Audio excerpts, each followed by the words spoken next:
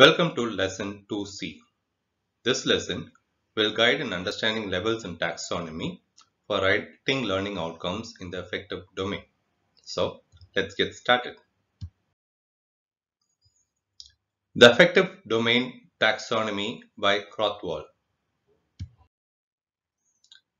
The affective domain learning outcomes are related to a feeling tone, an emotion, or a degree of acceptance or rejection, interests, attitudes, appreciation, values, and emotional sets or biases.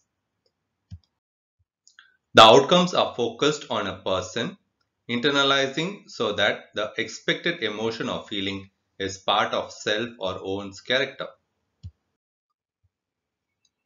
The outcomes are important in dental education as dentists are focused on delivering patient-centered care. But the outcomes are challenging to write and still more difficult to assess the achievement of them, as the change is difficult to observe and measure. The domains of cognition and affection are interrelated. Understanding and thinking about a topic will help us form an attitude and value towards its application and result. So, writing an affective domain, cognitive domain should be considered and not done in isolation.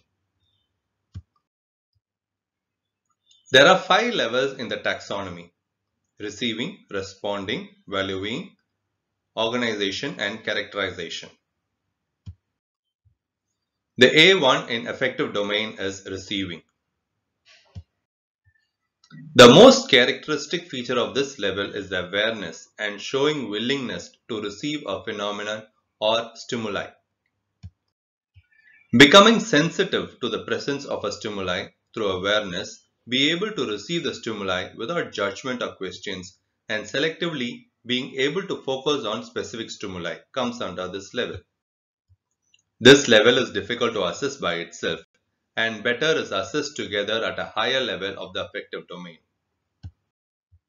Listening to a talk, watching a movie can come under this level. The action verbs are ask, identify, hold, follow. An example: observe the infection prevention practice in a dental practice. Level 2, responding. A2 is responding level. The most characteristic feature of this level is the awareness and showing willingness by responding to a phenomenon or stimuli. Response can be positive or being avoidance, willing or unwilling. Having a conversation, discussion, complying with procedures can come under this level. The action verbs are comply, conform, discuss.